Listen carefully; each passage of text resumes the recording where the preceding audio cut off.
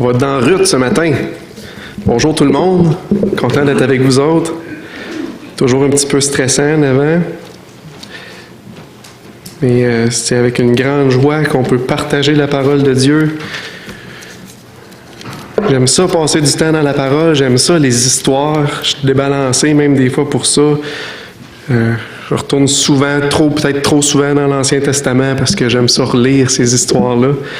Puis Ruth, dernièrement, dans notre petit groupe de prière, il y a eu un partage, puis ça est venu aller sur le sujet, puis j'ai pas pu faire autrement que replonger dedans, puis relire. Puis que j'étais dedans déjà quand que le pasteur m'a parlé qu'il ne filait pas, fait que ça m'a fait plaisir de préparer ça pour vous autres. Fait qu'on va voir ce matin Ruth 1 et 2. Fait qu'on va couvrir un grand bout. On va partir de Moab, du pays de Moab, jusqu'au champ de Boaz. Fait que, on va regarder le bout d'histoire, puis on va faire quelques parallèles puis applications. Vous allez peut-être en faire d'autres dans vos têtes au fur et à mesure qu'on va parler. Puis je dis pas que j'ai tout couvert, c'est loin de là, mais on va quand même faire un bon bout ensemble. Prions. Seigneur Jésus, on est à tes pieds, on est devant ta parole pour être enseigné, être instruit. Guide-nous par ton esprit, Seigneur. Montre-nous ce que tu veux nous faire connaître, pourquoi tu as mis ça dans ce livre-là que tu as préservé, ce bout d'histoire-là d'une femme moabite, Seigneur, et de sa belle-mère et d'un homme, Boaz, qui était riche en grâce, en miséricorde envers elle. Merci pour ce temps-là et guide-nous et dirige à ta main sur chacune des personnes ici, dans ton précieux nom compris. Amen. On va faire de l'histoire ensemble. Dans Ruth 1, les 4 premiers mots du temps des juges. Fait que si on commence notre histoire, l'histoire, ça se passe dans le temps des juges. Le peuple d'Israël avait été esclave en Égypte pendant 400 ans. Puis suite à l'esclavage, Dieu les avait libérés d'une façon spectaculaire au travers des 10 plaies d'Égypte. Il avait passé au travers la mer Rouge. Puis il était dans le désert, il avait été au mont Sinaï, il avait reçu les commandements. Dieu l'avait parlé sur la montagne, puis il avait dit « Non, parle-nous plus, parle à Moïse. » Il avait entendu le Seigneur même leur parler. C'était incroyable ce qu'ils ont vécu. Mais quand ils se sont arrivés proches de la terre promise, ils ont envoyé les espions. Là, sur 10 sur 12 sont revenus en disant « Oh, on ne peut pas arriver là, c'est des géants, ils vont nous massacrer avec nos familles, les gens mangent, le pays est méchant pour nous autres. Là. Oui, il est beau, mais on ne va pas réussir. » Il y en avait 2 qui avaient été fidèles, Josué et Caleb, ils avaient dit « Non, on prend possession de la terre que Dieu nous a donnée, il nous a fait sortir d'Égypte, il nous a fait passer la mer Rouge, on a eu ses commandements. » Ils avaient confiance, ils avaient mis leur foi en Dieu, mais la majorité, dans ce cas-là, avait gagné. Et le peuple avait désobéi, puis à cause de ça, Dieu les avait punis sévèrement. Puis tous les hommes de 20 ans et plus, les hommes de guerre, ceux qui auraient dû avoir foi dans le Seigneur, puis prendre possession, c'est eux qui auraient dû aller combattre pour Dieu, prendre possession du pays. Mais Dieu leur a dit, vous allez tous périr dans le désert. Puis on tournait en rond pendant 40 ans. Tous ces hommes-là sont morts, à part Josué et Caleb, qui avaient été fidèles. Puis après ça, on voit Josué qui prend l'armée d'Israël avec tous ceux qui ont grandi dans le désert, puis que là, ils rentrent dans la terre promise, puis ils font la conquête. Quand ils font la conquête, après ça, Dieu leur a permis d'avoir la possession de la terre. Chaque tribu avait sa section, Dieu avait divisé, chaque tribu avait sa partie. Les Lévites, eux, il y avait des villes un petit peu partout, il n'y avait pas un territoire en particulier, mais il y avait leur possession eux également. Il n'y avait plus d'esclaves en Israël. Chaque famille avait sa propriété dans son territoire pour la tribu. Tout le monde était rendu béni par le Seigneur dans ce Dieu avait dit qu'il ferait pour eux. Il n'y avait plus d'esclaves, ça n'existait pas. Tout le monde des propriétaires de leur terre. Wow, quelle belle chose qui s'était passée. Mais la conquête, elle ne s'était pas passée comme Dieu avait voulu puis Dieu avait dit. Quand on regarde différents passages dans Juge 1, Juda n'a pu chasser les habitants des plaines. Fait que la tribu de Juda n'avait pas fait son travail comme il faut. Benjamin ne chassa pas les Jébusiens. Après ça, Manassé ne chassa pas les habitants de Beth-Shéem. Éphraïm ne chassa point les Cananéens qui habitaient à Gézer. Zabulon ne chassa pas les habitants de Kitron. Azer ne chassa pas les habitants d'Akko. Nephtali ne chassait pas les habitants de Beth-Shemesh. Puis là, on aurait pu toutes les mettre, j'ai manqué de place. Mais vous voyez le pattern.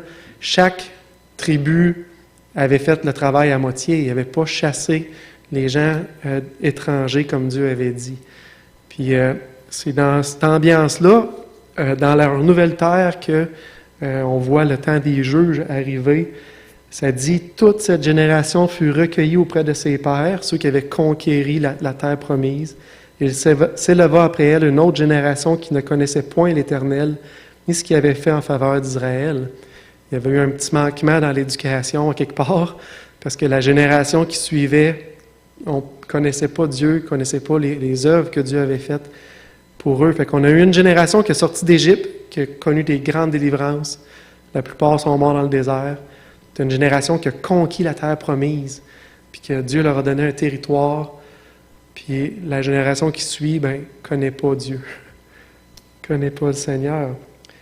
Puis les conséquences de ce que la deuxième génération avait fait en laissant les étrangers là, Dieu s'est servi de ça. Ça dit, voici les nations que l'Éternel laissa pour éprouver par elles Israël. Dieu aurait pu les chasser, il aurait pu les enlever, mais il les a laissés là. Tous ceux qui n'avaient pas connu toutes les guerres de Canaan. Dieu a voulu éprouver le cœur de ceux qui s'étaient fait donner le territoire. Dans le fond, leurs parents avaient conquéri la terre. Eux étaient devant un territoire conquis.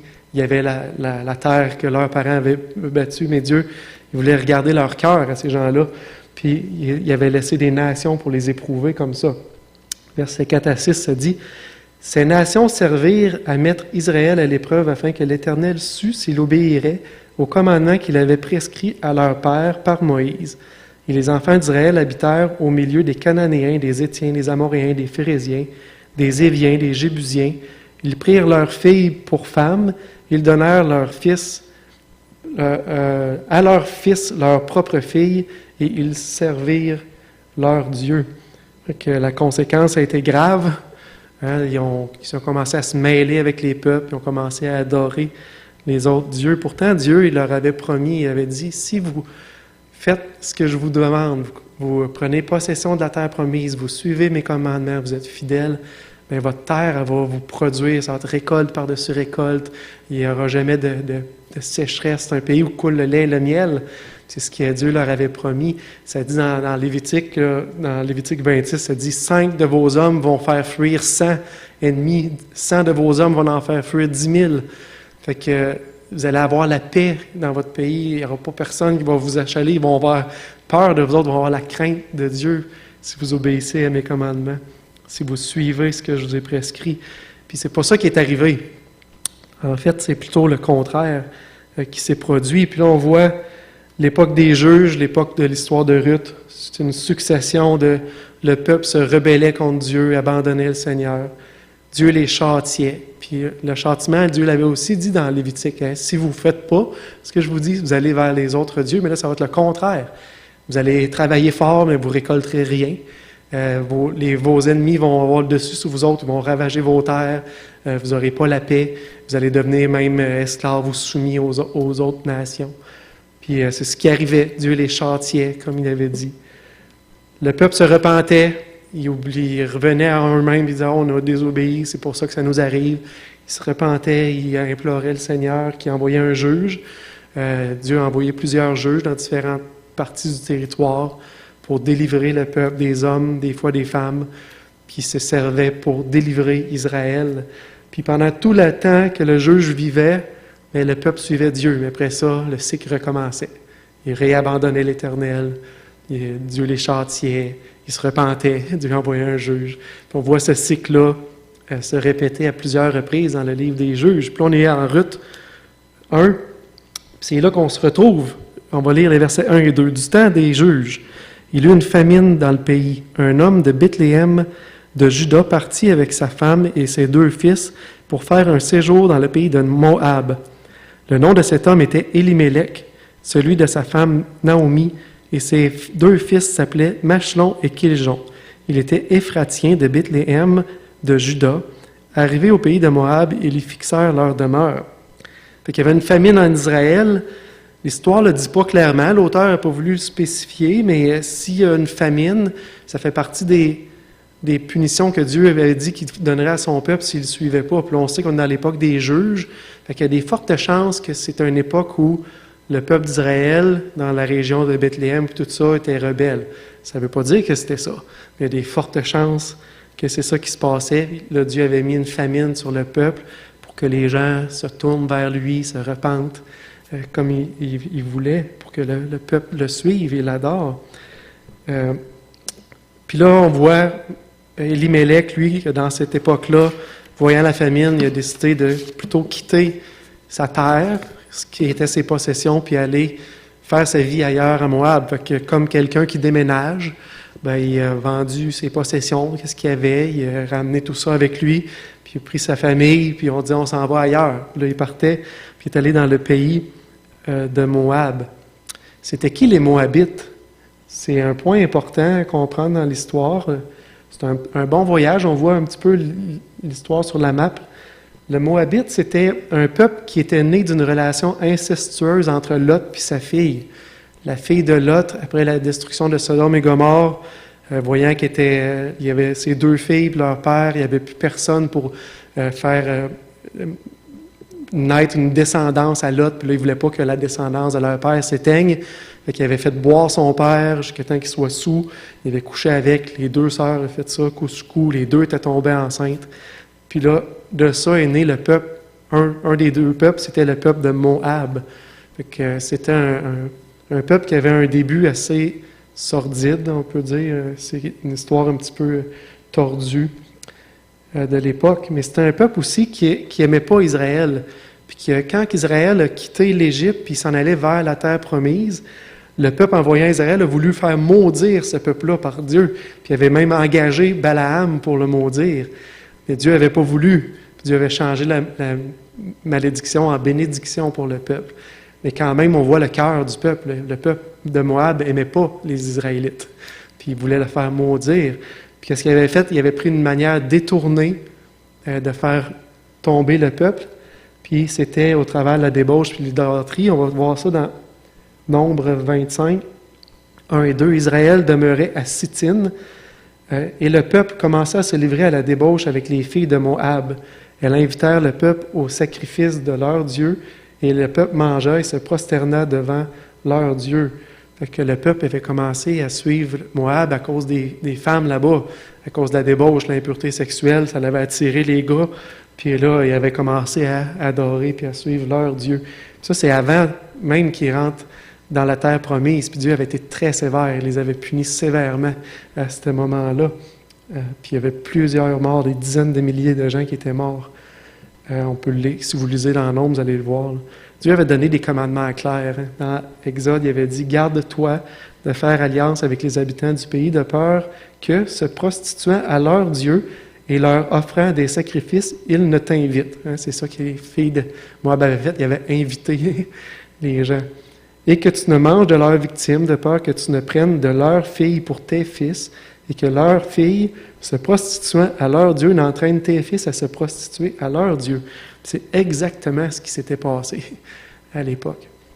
Puis après ça, le reste de l'histoire du peuple de Moab, ça a été des conflits continuels avec Israël. C'était des nations ennemies. Ils ne s'aimaient pas. Puis là, Élimélec, qui est parti, lui, d'Israël, de sa terre, de la terre promise, du territoire qui s'était fait donner par ses pères qui avaient conquis la terre. Il a abandonné ça pour aller dans le pays de Moab. On voit au verset 3, Élimélec, mari de Naomi, mourut, et elle resta avec ses deux fils. Ils prirent des femmes moabites, dont l'une se nommait Orpa et l'autre Ruth, et ils habitèrent là environ 10 ans. Machlon et Kiljon moururent aussi, tous les deux, et Naomi resta privée de ses deux fils et de son mari. Élimélec, il a quitté, puis on voit le malheur qui frappe. Dans 5 versets, famine, déménagement d'une famille, le mari meurt, le père, les 2 fils qui marient des femmes étrangères après que leur père soit décédé, certainement pas au bonheur de leur mère.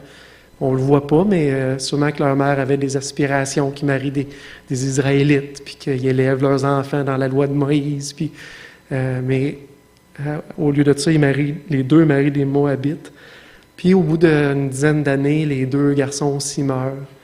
On voit Naomi veuve, avec ses deux belles-filles veuves, pas de descendance, pas d'enfants, dans une terre étrangère. Fait que ça commence raide. Quand que l'auteur a placé l'histoire, là, c'était des gros malheurs. Là, on voit le verset 6. Puis, elle se leva, ça c'est Naomi, elle et ses belles-filles, afin de quitter le pays de Moab, car elle a appris au pays de Moab que l'Éternel avait visité son peuple et lui avait donné du pain. Dieu avait été gracieux envers Israël, avait fait de miséricorde, sa providence. Puis là, le pays d'Israël, la famine était finie, il y avait l'abondance, tout allait bien là-bas. Fait que Naomi, elle n'avait plus rien dans le pays de Moab. Elle dit, ben moi je retourne. Puis là, quand on voit l'histoire, comment ça se déroule, Naomi fait tout pour convaincre ses belles-filles de « Vous autres, restez ici, là. Puis moi, je vais retourner dans mon pays, de la nourriture, je vais trouver quelqu'un qui va s'occuper de moi, puis je vais m'arranger. » En gros, ça devait être ça, les discussions. Elle avait des bons arguments. Hein. Si vous restez avec moi, puis vous venez, c'est vous autres qui allez être des étrangères. Moi, j'ai plus rien pour vous autres. Mais si vous restez ici, mais vous avez vos familles. Elle dit, vous avez vos familles, ils vont pouvoir s'occuper de vous autres, vous allez pouvoir vous remarier, avoir des enfants. Vous allez avoir l'espoir d'une vie heureuse, mais avec moi, il ne se passera plus rien. Puis elle disait même, puis ça c'est une notion que nous, on a de la misère à comprendre, mais elle leur disait, en plus, je suis rendue vieille, je ne peux plus avoir d'enfants, fait que j'aurais pas de mari à vous offrir, parce que dans l'époque en Israël, si un mari mourait, bien, le frère du défunt prenait sa belle-sœur, l'épousait, puis pour avoir une descendance, un autre garçon qui pourrait garder le nom de son père. Puis c'est comme ça que ça fonctionnait. Puis là, Naomi, elle disait, ben moi, je n'aurai plus d'enfants. Puis même si j'en ai, ça va prendre des années avec soit un homme, puis qui là, vous allez être rendus trop vieilles pour avoir une descendance. Fait qu'elle disait, dans le fond, laisse rester ici, là, vous avez un avenir ici, puis avec moi, vous n'en avez pas. Puis humainement parlant, c'est des arguments assez convaincants. Quand tu y penses un petit peu, c'est assez convaincant, mais ça ne l'a pas convaincu Ruth, parce que Ruth, il y avait eu un changement dans son cœur. Puis là, on ne pouvait pas le savoir dans l'histoire avant ce moment-là. On va tourner, vous êtes avec moi, versets 16 et 17. Versets 16-17. Ruth répondit, « Ne me presse pas de te laisser, de retourner loin de toi. Où tu iras, j'irai, où tu demeureras, je demeurerai. Ton peuple sera mon peuple, ton Dieu sera mon Dieu. Où tu mourras, je mourrai, j'y serai enterré. Que l'Éternel me traite dans toute sa rigueur, si autre chose que la mort vient à me séparer de toi. » Wow! Ruth était boquée. Mais on voit plusieurs choses, mais je dirais qu'on pense, Ruth, elle avait pris des décisions profondes, puis importantes à ce moment-là. Puis sa belle-mère ne va pas l'ostiner. Sa belle-mère comprend les décisions que Ruth vient de prendre. Puis j'aimerais ça qu'on les regarde ensemble. Ruth avait pris la décision qu'elle serait étrangère. Je vais quitter mon pays où ce que tout le monde me connaît, où ce que j'ai une famille, là, puis je vais aller dans une place en Israël où ce que les Moabites sont pas bien vus, où ce qu'il y a une guerre perpétuelle. C'est pas comme au Canada ou au Québec, là, l'immigration, les gens sont accueillis, puis tout là, ça va être plutôt le contraire. Elle va te traiter comme une étrangère, elle va te regarder comme une moins que rien. Elle avait décidé, elle, de faire ce pas-là, de devenir une étrangère. Elle avait décidé de quitter ses proches. Avec ses proches, elle avait une sécurité. Elle aurait eu des gens pour s'occuper d'elle. Elle aurait eu une famille. Probablement qu'elle les aimait. Il n'y a rien qui nous indique qu'elle les aimait pas, là, sa famille puis les gens qui étaient là. Mais elle avait pris une décision, celle de quitter ses proches. Puis quand on réfléchit, puis on voyait tout à l'heure la map, là, c'est pas comme ça peut dire, c'est pas grave, je vais revenir la fin de semaine. Non, elle partait puis elle les reverrait plus. C'est ça que ça voulait dire. Ou on va s'appeler, on va jaser, on va se voir sur Internet. Non, c'est je quitte mes proches, mes gens que j'aime. Puis ça, c'était la décision qu'elle venait de prendre. Elle avait décidé probablement qu'elle restait veuve. Elle écoutait Naomi parler, sa belle-mère. Sa belle-mère disait qu'elle n'aurait plus d'enfants, pas de fils à lui proposer. Puis en plus, tu vas arriver en Israël, où ce que tu vas être une Moabite, une étrangère. Les gars ne vont pas se garrocher sur toi, là. tu as déjà été mariée, tu es une étrangère, ça ne sera pas bien vu dans leur famille. Fait que, tu sais, c'est ça que ça veut dire. Tu vas rester veuve. Hein? Puis c'était une jeune femme encore, Ruth. Elle avait décidé qu'elle serait pauvre, puis même plus loin, j'irais jusqu'à dire probablement esclave. Naomi, elle n'avait plus rien. Là. Fait que quand elle retournait en Israël, elle était là pour vivre de la bonté des gens qui pourraient l'accueillir ou lui donner un travail de servante, parce qu'elle n'avait pas rien là, à offrir à Ruth non plus. Il n'arrivait pas là, puis on va aller s'acheter ça, puis on va se bâtir, puis on va se louer du monde. Il était les mains vides. Il retournait les mains vides. Puis on le voit dans l'histoire, Ruth, il fallait qu'elle aille glaner, il fallait qu'elle aille ramasser des épis, elle n'avait pas rien. Hein? Fait que Ruth, en retournant, elle savait ça, qu'elle serait esclave, pas bien traitée parce qu'elle serait une étrangère dans ce pays-là. Puis là, vous dites, mais pourquoi que Ruth elle a pris cette décision-là de bord? Mais le point à ne pas manquer, c'est qu'elle avait déjà pris une décision encore plus importante. Elle avait déjà décidé qu'elle abandonnait ses dieux, les dieux qu'elle servait, qu'elle a servi toute sa vie en pensant qu'elle mériterait des faveurs, puis qu'elle gagnerait quelque chose. Elle les avait mis de côté pour suivre le Dieu de Naomi, l'Éternel, le Dieu d'Israël. Elle avait mis sa confiance en ce Dieu-là.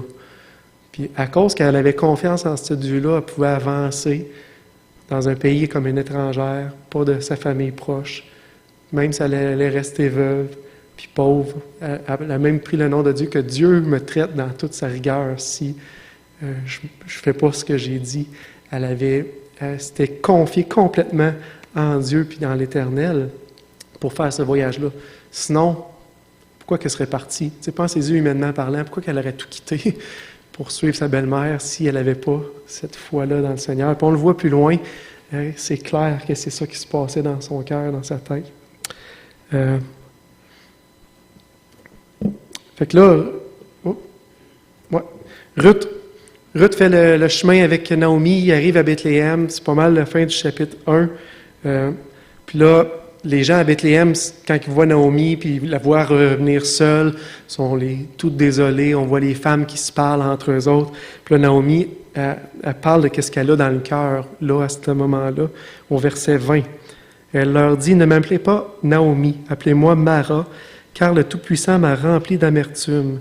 J'étais dans l'abondance à mon départ et l'Éternel me ramène les mains vides. Pourquoi m'appelleriez-vous Naomi, après que l'Éternel s'est prononcé contre moi et que le Tout-Puissant m'a affligé? » Les paroles de Naomi sont vraiment dures à ce moment-là. On voit qu'elle est dans des grosses douleurs. Elle dit, « Je suis partie dans l'abondance. » Elle avait un mari, des enfants, il y avait leur bien, elle allait s'installer, elle allait faire une nouvelle vie ailleurs. Puis là, elle revient avec plus rien. Rien avec un S. Elle se sent vide. Et elle n'a plus rien là, devant elle. C'est pas fin pour Ruth, parce que Ruth, elle a tout abandonné pour Naomi. Fait que elle aurait pu dire, je reviens juste avec ma belle-fille, mais non, elle revient avec rien. J'ai les mains vides. Puis on voit l'amertume dans le cœur. Appelez-moi Mara. Puis on voit l'amertume, puis c'est un petit peu triste dans l'histoire parce que cette amertume-là, dans les 2 versets qu'on vient de lire, elle les attribue à Dieu. Hein. Appelez-moi Mara, car le Tout-Puissant m'a rempli d'amertume. L'Éternel me ramène les mains vides. Pourquoi m'appelleriez-vous Naomi après que l'Éternel s'est prononcé contre moi? Dieu est contre moi. Dieu m'en veut. Le Tout-Puissant m'a affligé. C'est Dieu qui me fait peser toutes ces douleurs-là sur moi. Puis ça, c'était son cœur, là. Qu'est-ce qu'elle vivait? Puis je pense que c'était sincère dans sa souffrance. Comme je disais, il n'y a rien dans le texte qui nous dit que Dieu la punissait directement. Peut-être que c'était ça, tu sais, à cause qu'il avait quitté, puis il était dans le pays de Moab, que ses enfants avaient marié des Moabites. Peut-être que Dieu il voulait dire, « Hey, c'est pas ça que je veux pour vous autres. » Mais que ce soit ça ou pas, l'auteur n'a pas voulu le mentionner, on peut figurer qu'est-ce qu'il y en est, mais peu importe, on voit la souffrance dans tout ça. Ça me fait penser, ça peut être aussi comme Job. Tu sais, Job, lui, il a eu beaucoup de souffrance, il a tout perdu. Puis c'est pas parce qu'il venait de désobéir à Dieu, puis Dieu voulait le ramener. Dieu avait d'autres plans. Puis toutes ces souffrances-là qu'on a, Dieu a toujours une vision différente de la nôtre dans ça. Puis un des pièges qu'on a, c'est de devenir amer, comme Naomi a été. Puis je vais en reparler un peu plus loin, on va revenir là-dessus. Mais l'épreuve et les souffrances, c'est quelque chose que Dieu utilise pour épurer, pour purifier, pour bénir, pour montrer quelque chose de différent, de plus grand.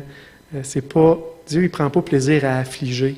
C'est pas un Dieu masochiste qui veut faire souffrir, puis il va comprendre, puis je vais voir c'est qui le boss. Puis c'est pas comme ça que Dieu agit avec ses enfants. Il les aime. Les deux femmes arrivent, le chapitre 1 finit, on voit l'amertume dans le cœur de Naomi. Elle est probablement aussi le fait de voir ses consoeurs, les autres femmes qui ont resté là, puis que là, Dieu est revenu, puis a béni, puis elle a quitté, puis elle revient avec plus rien. Ça doit être encore plus dur de voir ça. Là. Elle doit se remettre en question dans bien des points dans sa vie. Mais en tout cas, ça c'est l'état de son cœur. Qu'est-ce qui arrive là? Ensuite, on voit, les deux femmes sont là, puis ils n'ont rien. Fait que là, Ruth, dans le chapitre 2, on voit Ruth se lever et dire à Naomi, « Est-ce que tu me permets d'aller glaner? » Ça, c'est aller ramasser entre les rangées, qu'est-ce que les moissonneurs ont laissé pour survivre, pour avoir de quoi manger. Ça veut dire qu'il n'y avait pas grand-chose. Ils ne vivaient pas sous l'or. Sinon, tu n'allais pas faire ce genre d'ouvrage-là. Dans Lévitique, Dieu avait pourvu de cette manière-là pour les pauvres. Quand vous ferez la moisson dans votre pays, tu laisseras un coin de ton champ sans le moissonner, et tu ne ramasseras pas ce qui reste à glaner. Tu ne cueilleras pas non plus les grappes restées dans ta vigne, tu ne ramasseras pas les grains qui seront tombés. Tu abandonneras cela aux pauvres et à l'étranger. Donc on a le pauvre et l'étranger, la personne de Ruth était pauvre, était étrangère. Je suis l'Éternel, votre Dieu. Ça, c'était le filet social que Dieu avait voulu pour pourvoir aux étrangers, aux pauvres. Dieu n'a pas jamais voulu les laisser sans rien, puis il s'en occupe. Fait que là, Ruth à part, puis à l'époque, les gens laissaient glaner dans les champs. Aujourd'hui, les champs sont ramassés avec des moissonneuses, ils ramassent tout le coton, il ne reste plus rien. Quand le champ est fini, il est rasé. Les gens n'auraient pas eu grand-chose à manger avec la technologie, mais de l'époque, c'était manuel. Puis il en laissait pour les autres, ceux qui voulaient bien suivre ce que Dieu avait dit. C'est ce qu'on voit dans cette partie-là. Verset 3, chapitre 2, verset 3. Elle alla glaner dans un champ, derrière les moissonneurs. Il se trouva par bonheur que la parcelle de terre appartenait à Boaz, qui était de la famille d'Élimélec. Quand c'est dit par bonheur, là, pensez pas que c'était dans le pur des hasards. Là. C'était la providence même de Dieu. Là. Il y avait plusieurs champs, elle aurait pu aller partout. Par bonheur, est allée dans le champ de son proche parent, sans le connaître, sans le savoir. Elle n'avait aucune idée, Ruth. Puis elle s'est ramassée dans le champ de Boaz, le parent d'Élimélec. Ça, c'est un point important. On n'en parlera pas aujourd'hui, mais ça a le rapport au rachat. Puis celui qui pouvait s'occuper d'eux autres, de Naomi et Ruth, et c'était Boaz, puis elle arrive dans son champ. Puis là, Boaz, on voit Boaz qui lui aussi arrive. Dans le champ, il va voir ses moissonneurs, il va voir son chef qui est de sentier, son superviseur. Puis quand Boaz salue tout le monde, puis quand il prend des nouvelles, qu'est-ce qui lui a frappé l'œil? C'est beau à voir. Verset 5, et Boaz dit à son serviteur, chargé de surveiller les moissonneurs, « À qui est cette jeune femme? » Qu'est-ce qui a frappé les yeux de Boaz dans sa récolte? C'est, hey, une femme, probablement qui a comme reconnu qu'elle était étrangère, une jeune femme, il a probablement trouvé de son goût aussi de la manière qu'on voit le reste parler, mais il porte de l'intérêt tout de suite à Ruth. Puis Boaz était comme les restes, on voyait dans le chapitre 1, tout le monde savait l'histoire de Naomi, tout le monde savait qu'elle était revenue avec sa belle-fille. Fait que là, il devait se dire, hey, c'est-tu elle? Il était intrigué. Je pense pas que le ton avec son serviteur, c'était « c'est qui ça? » C'était pas accusateur, c'était pas « qu'est-ce qu'un étranger fait dans mon champ? » C'était de l'intérêt. Il était intéressé, il était intrigué. C'est qui cette femme-là?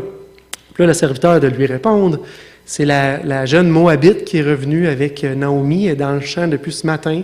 Elle aurait été juste se reposer un moment, puis depuis ce temps-là, elle travaille.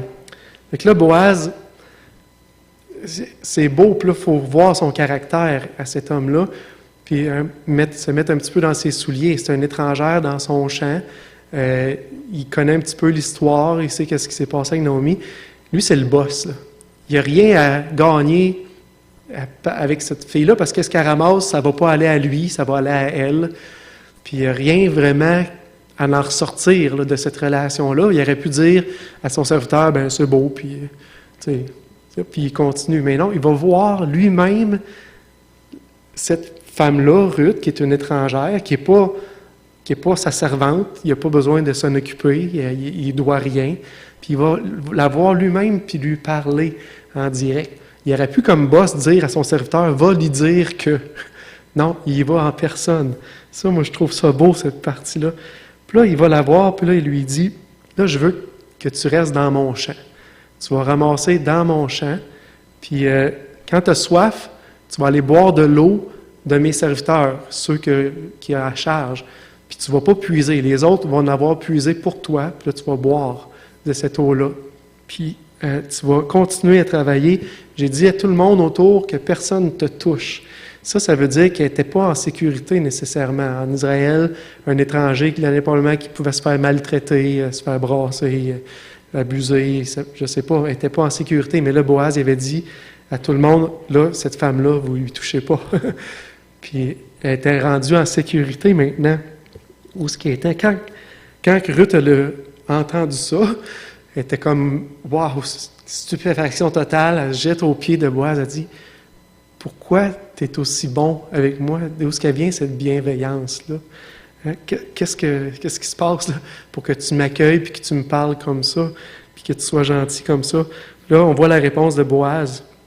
Boaz, verset 11, Boaz lui répondit, « On m'a rapporté tout ce que tu as fait pour ta belle-mère depuis la mort de ton mari et comment tu as quitté ton père, ta mère et le pays de ta naissance pour aller vers un peuple que tu ne connaissait point auparavant. » Il reconnaît une femme vertueuse qui a aimé sa belle-mère.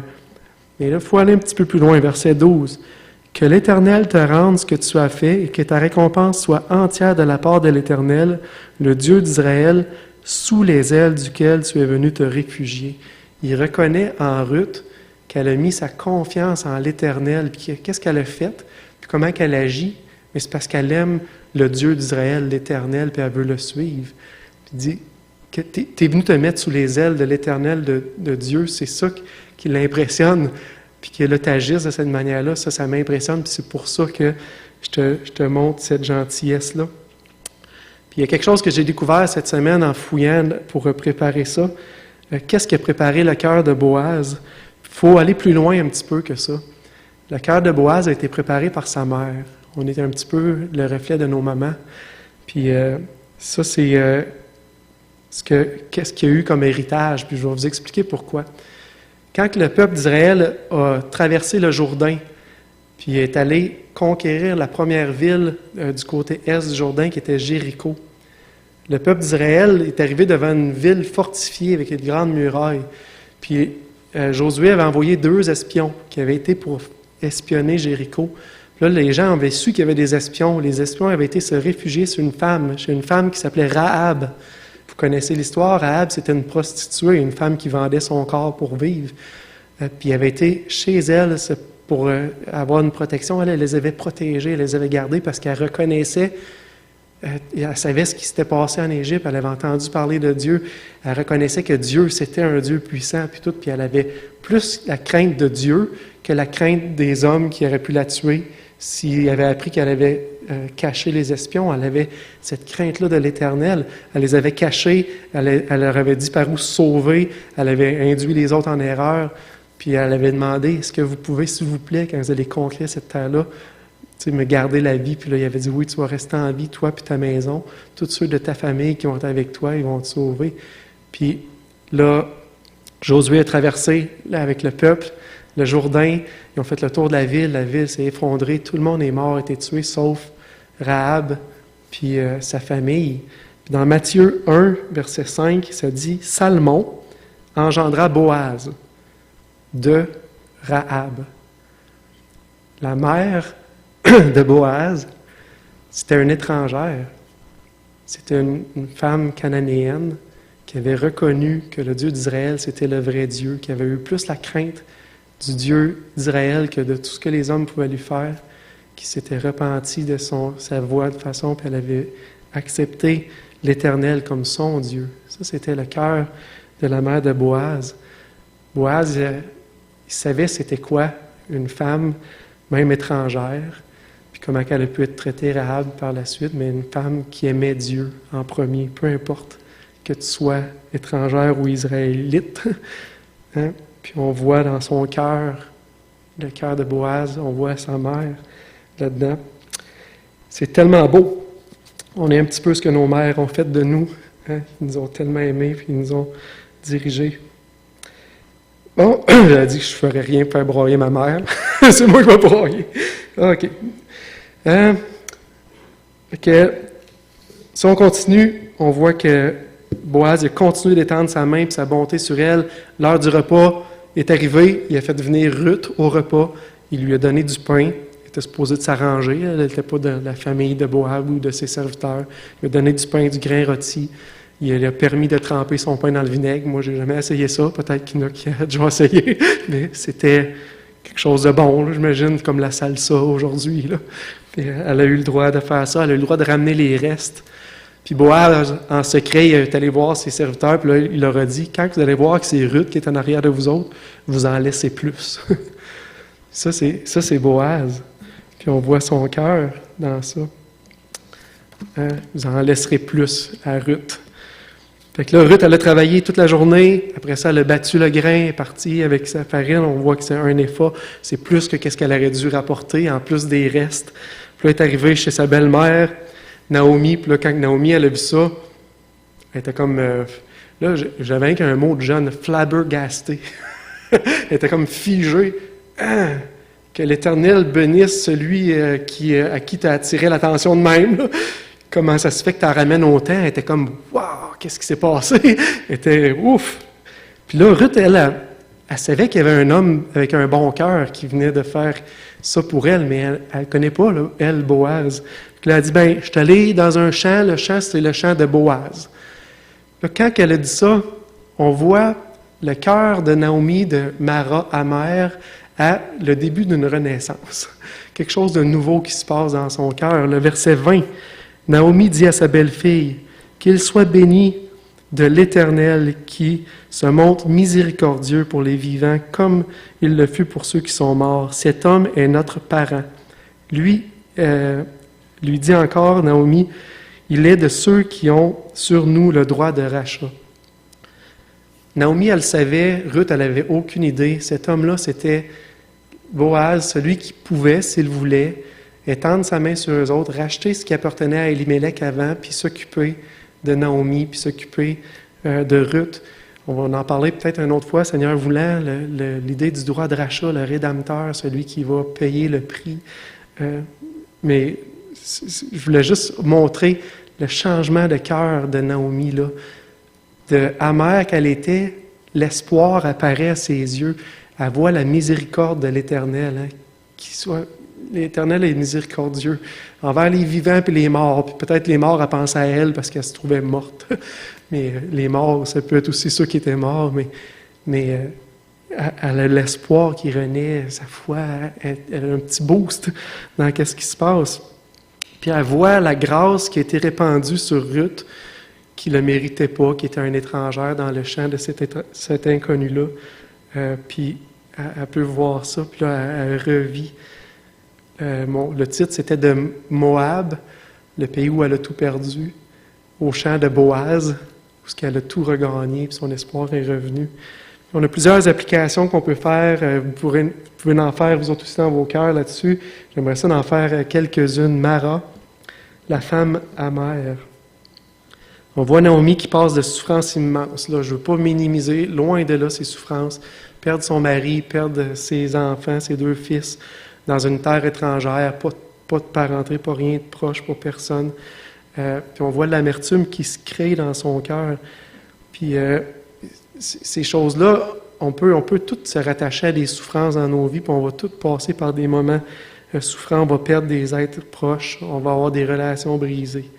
On peut avoir maladie, stress, anxiété, des malaises de cœur, psychologiques. Ça peut être le travail qui nous cause des soucis, ça peut être les enfants qui nous causent ces soucis-là. On peut tous vivre des périodes de souffrance. Par exemple, le piège, c'est de devenir amer, c'est de devenir mort, d'attribuer ça à Dieu.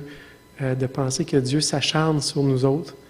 C'est pas comme ça que Dieu fonctionne. Dieu, au travers de la souffrance, a toujours un autre but que la souffrance. Le but ultime de Dieu, c'est pas la souffrance, l'affliction. C'est le moyen d'amener quelque chose de plus grand et de plus beau.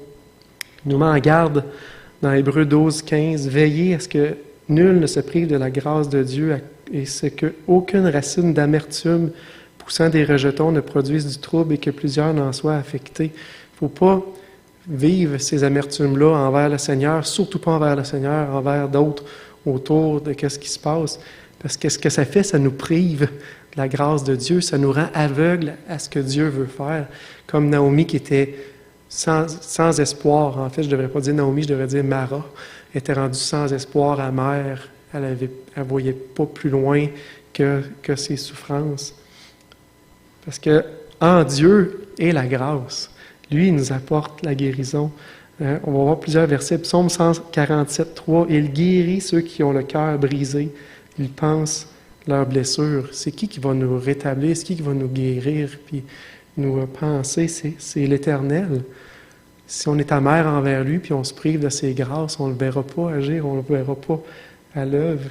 « Car je connais les projets que j'ai formés sur vous, dit l'Éternel, des projets de paix et non de malheur, afin de vous donner un avenir de l'espérance. » Quand il parle de ça par le prophète Jérémie, ça va mal en Israël. Mais Dieu, il a dit au travers de ces malheurs-là, moi j'ai des projets de bienveillance, d'avenir, d'espérance pour vous autres. C'est ça que Dieu a pour nous autres au travers des temps difficiles. Puis nos voix, Dieu dit, nos voix ne sont pas vos voix, mes pensées ne sont pas vos pensées.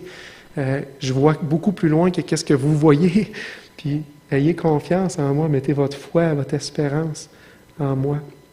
Quand les justes crient, l'Éternel entend, il les délivre de toute leur détresse. L'Éternel est près de ceux qui ont le cœur brisé. Il sauve ceux qui ont l'esprit dans l'abattement. Le malheur atteint souvent le juste, mais l'Éternel l'en délivre toujours. L'Éternel, il est proche de ceux qui ont le cœur brisé. L'Éternel, il est avec le juste. Puis là, ça dit, le malheur atteint souvent le juste, mais l'Éternel en délivre toujours. Les souffrances, les malheurs, le poids, les choses qu'on trouve difficiles à porter, mais ça va arriver. Ça dit même, Dieu dit, ça va arriver souvent si on veut marcher pour le Seigneur, si on veut être droit pour lui. L'idée de l'Évangile de la prospérité, que vous suivez Dieu, tout va être beau, on peut mettre nos lunettes roses, à cette heure, c'est du bonbon, ça va rouler comme sur des roulettes. Ça, c'est totalement faux. Il faut s'enlever ça de la tête. Ça va passer, on va tous passer par des moments difficiles à différents niveaux. On peut se sortir la tête des nuages par notre foi puis notre espérance en Dieu, avoir de l'espérance en ce qui est, qu'est-ce qu'il fait. Celui qui sème avec larmes moissonneront. Ceux qui sèment avec larmes moissonneront avec chant d'allégresse. Celui qui marche en pleurant quand il porte la semence revient avec allégresse quand il porte ses gerbes. On va récolter qu'est-ce qui a été semé. On va bénéficier de la grâce de Dieu, comme Ruth elle a bénéficié de la main bienveillante de Boaz sur elle cette journée-là dans le champ. Ces deux passages-là, c'est dans l'Apocalypse, puis ça, c'est quand on va être ultimement avec Dieu dans sa présence pour toujours. Car l'agneau qui est au milieu du trône les paîtra et les conduira aux sources des eaux de la vie, et Dieu essuiera toute larme de leurs yeux. Il essuiera toute larme de leurs yeux, et la mort ne sera plus. Il n'y aura plus ni deuil, ni cri, ni douleur, pas de souffrance, plus d'affliction, plus de fardeau, plus rien de lourd, car les premières choses seront disparues.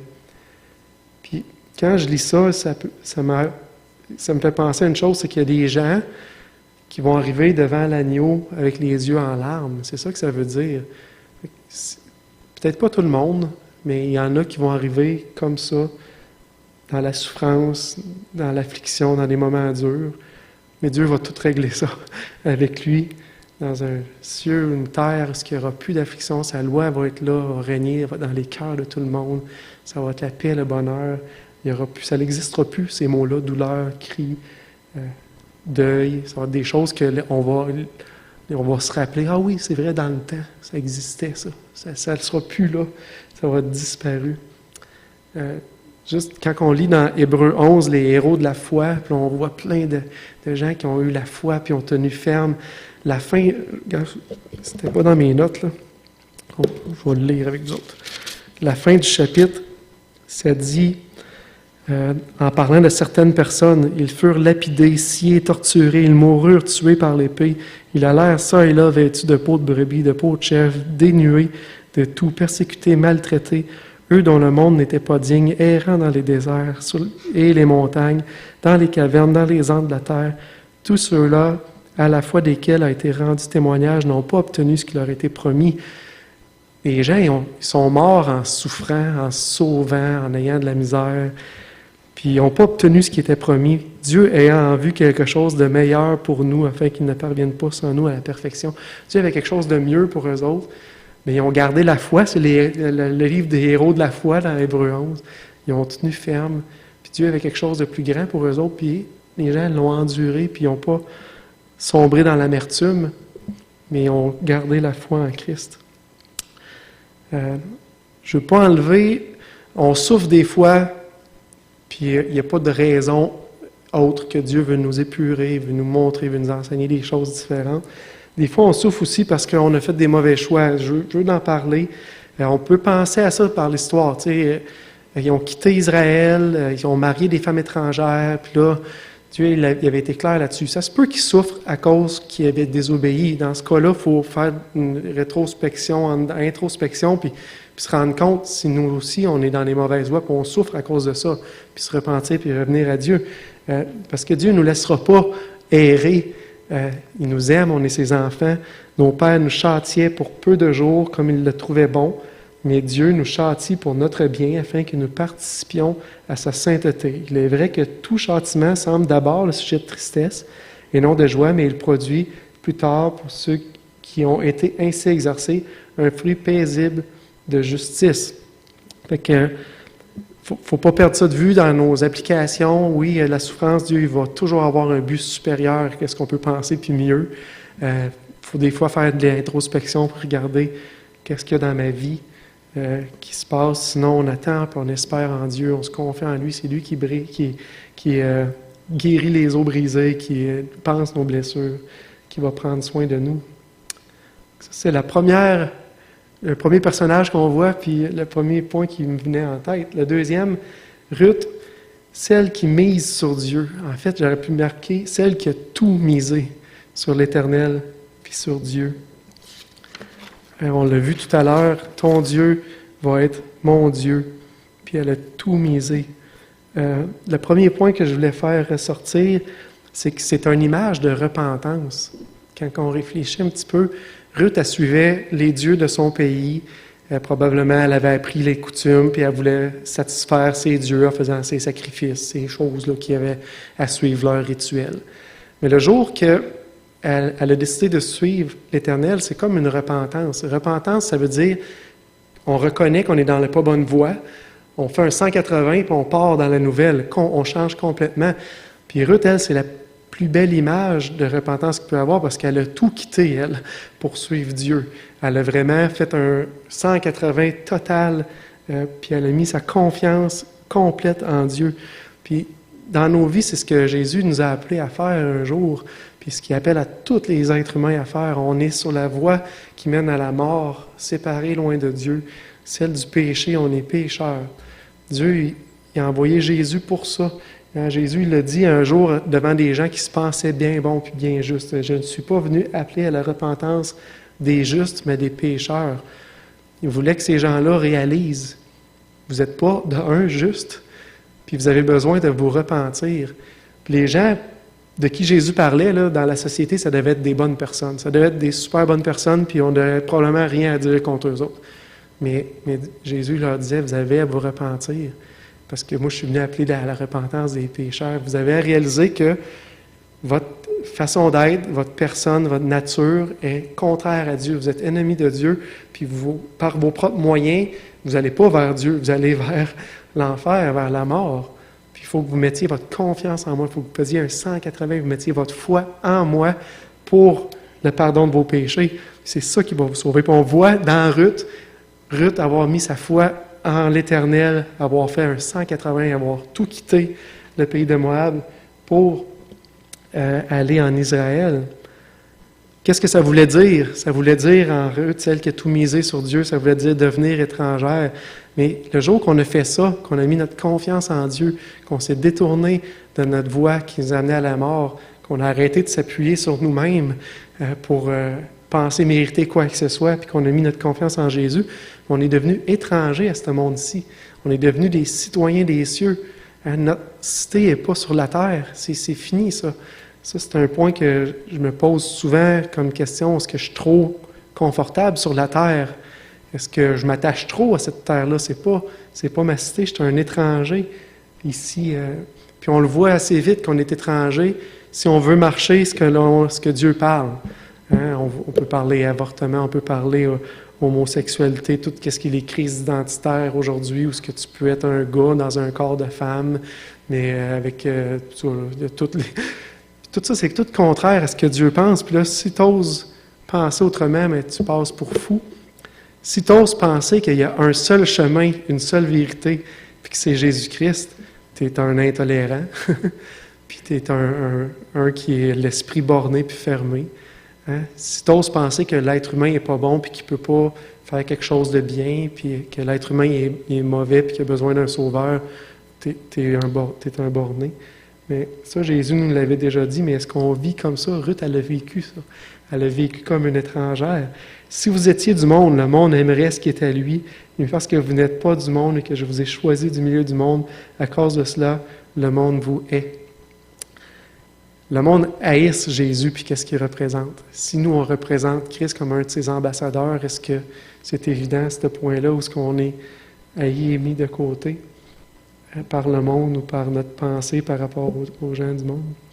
Une autre chose que j'ai vue de Ruth, c'est qu'elle a quitté ses proches, elle a misé sur Dieu au lieu de miser sur la sécurité qu'elle pourrait avoir avec sa famille et les gens. Elle a tout mis dans les mains du Seigneur, est allée sous ses ailes. Moi, j'ai eu le privilège de grandir dans un foyer chrétien. Je n'ai pas eu à quitter mes proches. J'ai été élevé dans l'amour de la parole. La parole était la vérité. Jésus-Christ était celui qui était mort pour mes péchés, ressuscité, puis qui voulait prendre soin de moi, puis qui m'aimait. Je n'ai pas jamais eu à vivre ce déchirement-là. Je sais que probablement qu'il y en a ici qui ont à vivre ça. Parce que quand tu prends position pour Christ, ça veut dire des conflits, ça veut dire des séparations avec votre famille. Mais c'est un prix à payer quand on mise sur Jésus, puis qu'on a mis notre foi en lui, puis cette confiance-là dans le Seigneur. Jésus n'avait parlé, il a dit, « Celui qui aime son père ou sa mère plus que moi n'est pas digne de moi. Celui qui aime son fils ou sa fille plus que moi n'est pas digne de moi. Celui qui ne prend pas sa croix et ne me suit pas n'est pas digne de moi. » Aimer Christ en premier, ça peut vouloir dire aussi quitter ses proches. Il y en a qui l'ont vécu. Ruth l'a vécu, j'en suis convaincu. C'est tous des fruits qui ont rapport à la repentance. Qu'est-ce qu'on voit là? Des fruits dignes de la repentance. Un bon mené, Jean-Baptiste, il pique les pharisiens parce qu'il les voit des propres justes puis qui se pensent bien bons. Puis il a dit, produisez donc des fruits dignes de la repentance. Aimez donc Dieu plus que vous-même, plus que vos parents, plus que ce monde-ci. Portez donc votre croix pour le Seigneur. Mais ces gens-là, ils ne voulaient pas. C'était des propres justes. Mais Ruth, elle a porté des fruits dignes de la repentance. Elle a tout misé, tout mis sur Dieu. Qu'est-ce qu'elle avait en Israël? Une belle-mère pauvre. Elle avait l'Éternel. C'est en qui elle avait mis sa foi et sa confiance. Le dernier personnage que je veux qu'on prenne application, c'est Boaz, l'homme plein de grâce. L'homme plein de grâce. Dans Ruth 2, je vais retourner, je vais vous lire le verset 12. Que l'Éternel te rende ce que tu as fait, que ta récompense soit entière de la part de l'Éternel, le Dieu d'Israël, sous les ailes duquel tu es venu te réfugier. Quel amour, quelle bienveillance, quelle bonté qu'il a manifestée envers Ruth. C'était incroyable. Puis, il reconnaissait qu'elle avait mis sa confiance en l'Éternel. Puis, on voit Boaz, on voit dans le caractère de Boaz, on le verra On pourrait le voir dans une autre étude là, qui était une image un peu de Christ. C'est pas Jésus, mais c'est une image dans son caractère d'amour, de grâce, de bienveillance, de celui qui peut bénir et qui bénit. Hein? Il n'a pas retenu sa main. Il était l'extension du bras de Dieu pour Ruth, puis pour Naomi, pour les siens. Il a pu les bénir. Ruth est partie cette journée-là, l'estomac plein, les mains pleines. Il avait été béni par la grâce de Boaz. Puis ça, c'est une application qu'on peut se faire, on peut le faire pour nous. La parole nous dit, partage ton pain avec celui qui a faim. Fais entrer dans ta maison les malheureux sans asile. Si tu vois un homme nu, couvre-le et ne te détourne pas de ton semblable. Alors ta lumière poindra comme l'aurore.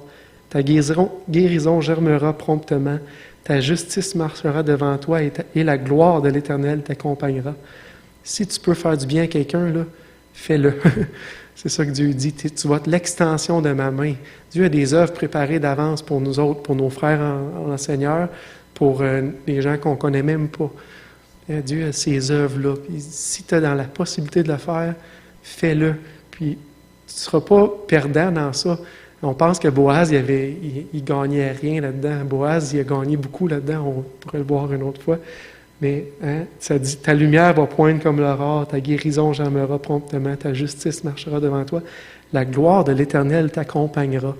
Quand on est l'extension de la grâce de Dieu, là, par l'Esprit qui nous donne sur les autres, puis on déverse cette grâce-là sur les autres, la gloire de l'Éternel nous accompagne.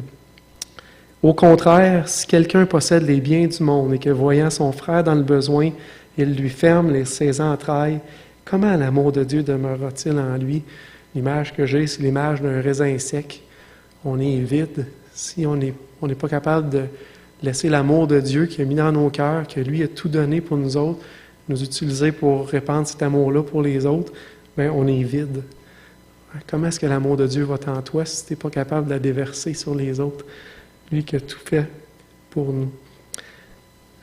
De Moab, du pays de Moab, où les malheurs, l'accablement, les malédictions tombaient, jusqu'au champ de Boaz, de la mort à l'abondance, à la grâce.